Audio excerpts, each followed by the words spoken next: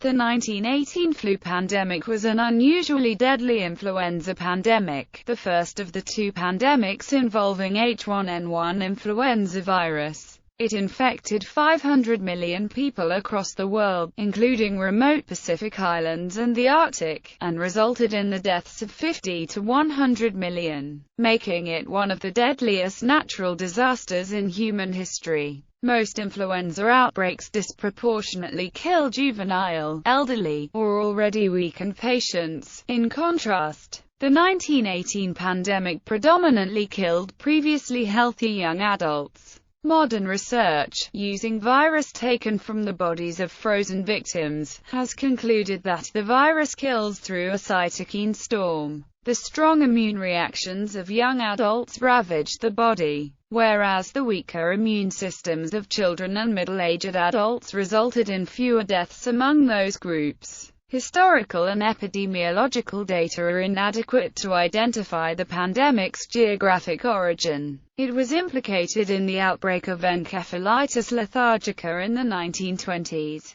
To maintain morale, wartime censors minimized early reports of illness and mortality in Germany, Britain, France, and the United States, but papers were free to report the epidemic's effects in neutral Spain, creating a false impression of Spain as especially hard hit, thus the pandemic's nickname Spanish flu. In Spain, a different nickname was adopted, the Naples Soldier, which came from a musical operetta titled La Canción del Olvido, which premiered in Madrid during the first epidemic wave. Federico Romero, one of the librettists, quipped that the play's most popular musical number, Naples Soldier, was as catchy as the flu. History. Hypotheses about source. Investigative work by a British team led by virologist John Oxford of St Bartholomew's Hospital and the Royal London Hospital, identified a major troop staging and hospital camp in Étaples, France, as almost certainly being the centre of the 1918 flu pandemic. A significant precursor virus, harbored in birds, mutated to pigs that were kept near the front. Earlier hypotheses of the epidemic's origin have varied.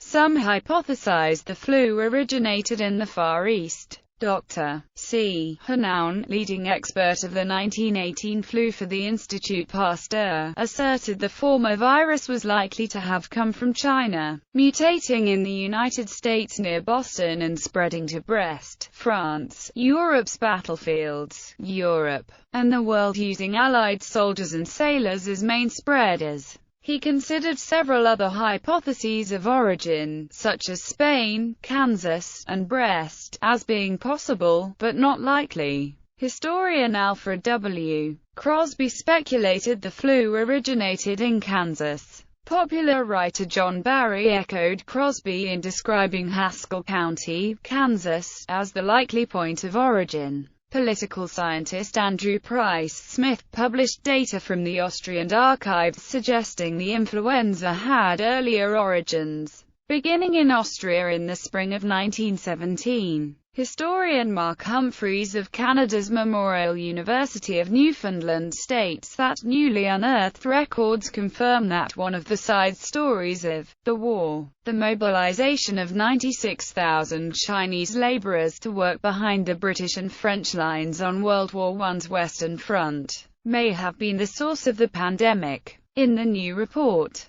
Humphreys finds archival evidence that a respiratory illness that struck northern China in November 1917 was identified a year later by Chinese health officials as identical to the Spanish flu. Spread. The close quarters and massive troop movements of World War I hastened the pandemic and probably both increased transmission and augmented mutation. The war may also have increased the lethality of the virus. Some speculate the soldiers' immune systems were weakened by malnourishment, as well as the stresses of combat and chemical attacks, increasing their susceptibility. A large factor in the worldwide occurrence of this flu was increased travel. Modern transportation systems made it easier for soldiers, sailors, and civilian travelers to spread the disease. Public Health Services Academic Journal. On 4 March 1918, Company cook Albert Gitchell reported sick at Fort Riley, Kansas.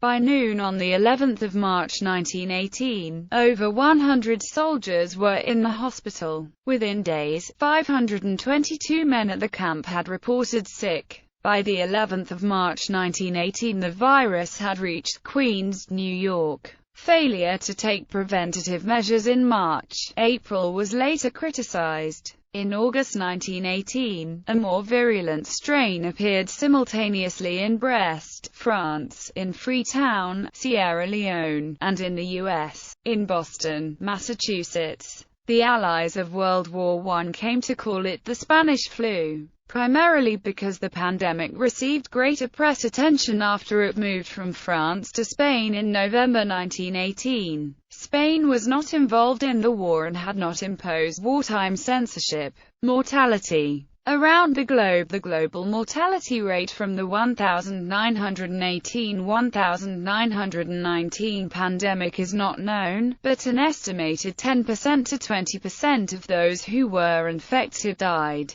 With about a third of the world population infected, this case-fatality ratio means 3% to 6% of the entire global population died. Influenza may have killed as many as 25 million people in its first 25 weeks. Older estimates say it killed 40 to 50 million people, while current estimates say 50 to 100 million people worldwide were killed. This pandemic has been described as the greatest medical holocaust in history, and may have killed more people than the Black Death.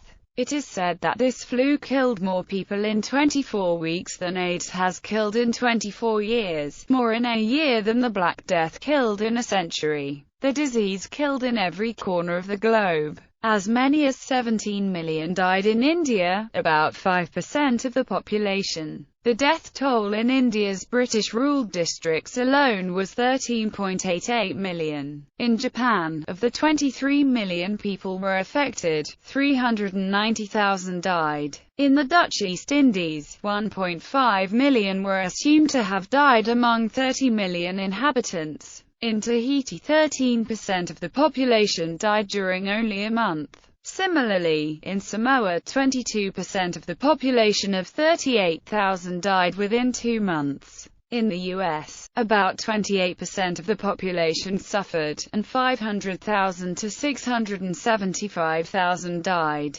Native American tribes were particularly hard hit. In the Four Corners area alone, 3,293 deaths were registered among Native Americans. Entire village communities perished in Alaska. In Canada, 50,000 died. In Brazil, 300,000 died, including President Rodrigues Alves. In Britain, as many as 250,000 died. In France, more than 400,000. In West Africa, an influenza epidemic killed at least 100,000 people in Ghana. Tafari Makonnen was one of the first Ethiopians who contracted influenza but survived, although many of his family's subjects did not. Estimates for the fatalities in the capital city, Addis Ababa, range from 5,000 to 10,000, or higher. In British Somaliland, one official estimated that 7% of the native population died.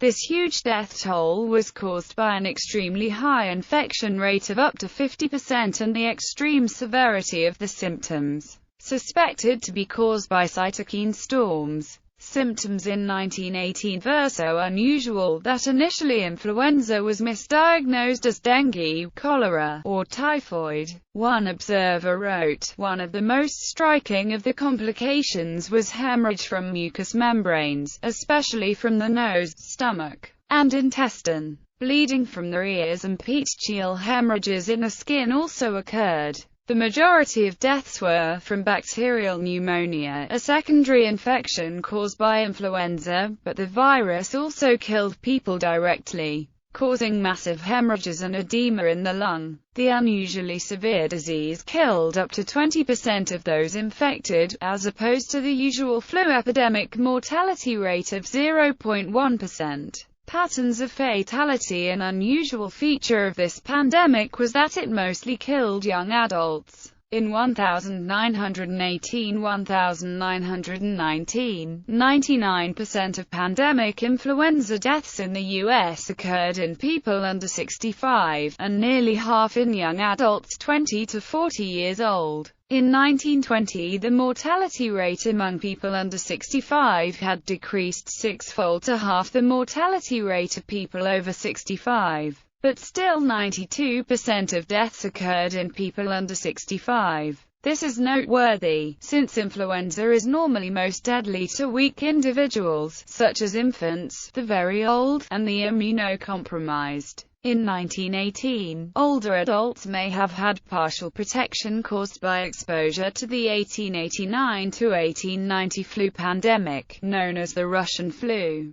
According to historian John M. Barry, the most vulnerable of all, the most likely to die, were pregnant women. He reported that in 13 studies of hospitalized women in the pandemic, the death rate ranged from 23% to 71%. Of the pregnant women who survived childbirth, over 1/4 lost the child. Another oddity was that the outbreak was widespread in the summer and autumn. Influenza is usually worse in winter. Modern analysis has shown the virus to be particularly deadly because it triggers a cytokine storm, which ravages the stronger immune system of young adults. In fast-progressing cases, mortality was primarily from pneumonia, by virus-induced pulmonary consolidation. Slower-progressing cases featured secondary bacterial pneumonias, and there may have been neural involvement that led to mental disorders in some cases. Some deaths resulted from malnourishment. A study conducted by He et al. Used a mechanistic modeling approach to study the three waves of the 1918 influenza pandemic. They tried to study the factors that underlie variability in temporal patterns, and the patterns of mortality and morbidity. Their analysis suggests that temporal variations in transmission rate provide the best explanation, and the variation in transmission required to generate these three waves is within biologically plausible values. Another study by He et al. Used a simple epidemic model to incorporate three factors including school opening and closing, temperature changes over the course of the outbreak, and human behavioral changes in response to the outbreak to infer the cause of the three waves of the 1918 influenza pandemic. Their modeling results showed that all three factors are important, but human behavioral responses showed the largest effects. Deadly second wave. The second wave of the 1918 pandemic was much deadlier than the first. The first wave had resembled typical flu epidemics. Those most at risk were the sick and elderly, while younger, healthier people recovered easily. But in August, when the second wave began in France, Sierra Leone, and the United States, the virus had mutated to a much deadlier form. This increased severity has been attributed to the circumstances of the First World War. In civilian life, natural selection favors a mild strain. Those who get very ill stay home, and those mildly ill continue with their lives, preferentially spreading the mild strain. In the trenches, natural selection was reversed. Soldiers with a mild strain stayed where they were, while the severely ill were sent on crowded trains to crowded field hospitals, spreading the deadlier virus. The second wave began and the flu quickly spread around the world again. Consequently, during modern pandemics, health officials pay attention when the virus reaches places with social upheaval. The fact that most of those who recovered from first-wave infections were now immune showed that it must have been the same strain of flu. This was most dramatically illustrated in Copenhagen, which escaped with a combined mortality rate of just 0.29% because of exposure to the less lethal first wave. On the rest of the population it was far more deadly now. The most vulnerable people were those like the soldiers in the trenches, young previously healthy adults.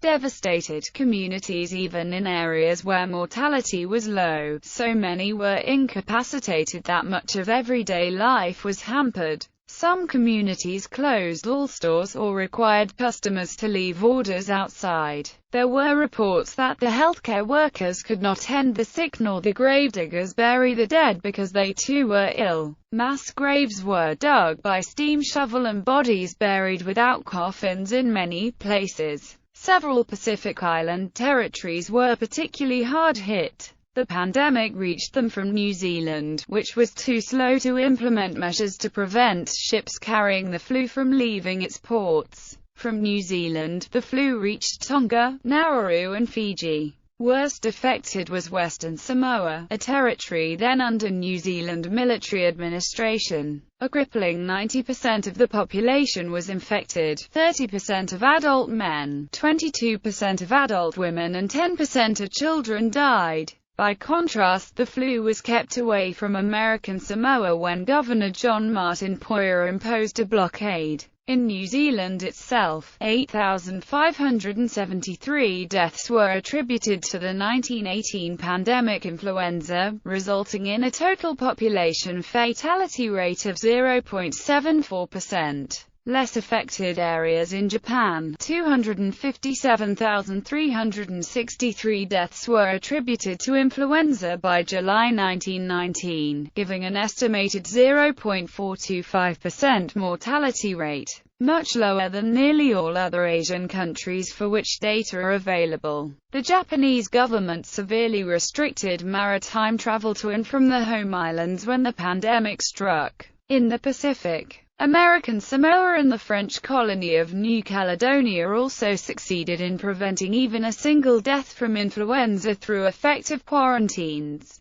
In Australia, nearly 12,000 perished. By the end of the pandemic, only one major region on Earth had not reported an outbreak: the isolated island of Maranhão, in Brazil's Amazon River Delta. Aspirin poisoning. In a 2009 paper, published in the journal Clinical Infectious Diseases, Karen Starko proposed that aspirin poisoning had contributed substantially to the fatalities. She based this on the reported symptoms in those dying from the flu, as reported in the post-mortem reports still available, and also the timing of the big death spike in October 1918, which happened right after the Surgeon General of the United States Army and the Journal of the American Medical Association both recommended very large dosages of aspirin. Further, Starko suggests that the wave of aspirin poisonings was due to a perfect storm of events.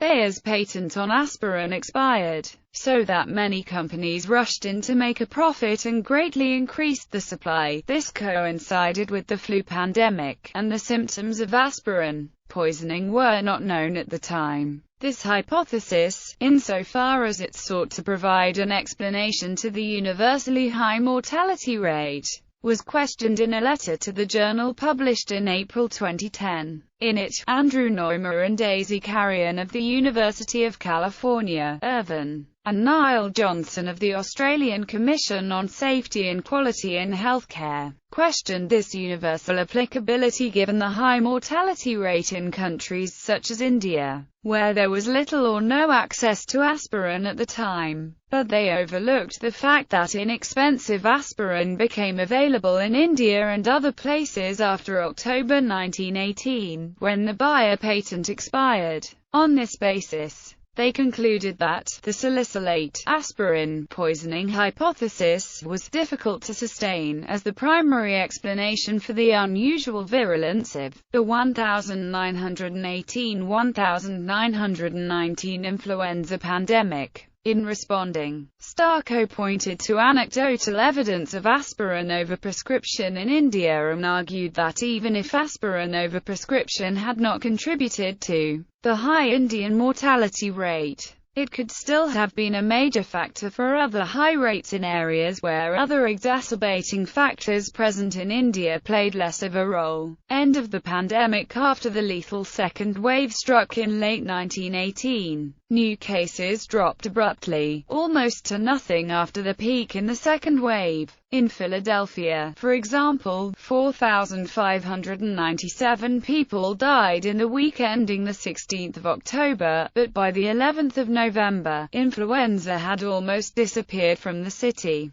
One explanation for the rapid decline of the lethality of the disease is that doctors simply got better at preventing and treating the pneumonia that developed after the victims had contracted the virus. Although John Barry stated in his book that researchers have found no evidence to support this, another theory holds that the 1918 virus mutated extremely rapidly to a less lethal strain. This is a common occurrence with influenza viruses. There is a tendency for pathogenic viruses to become less lethal with time, as the hosts of more dangerous strains tend to die out.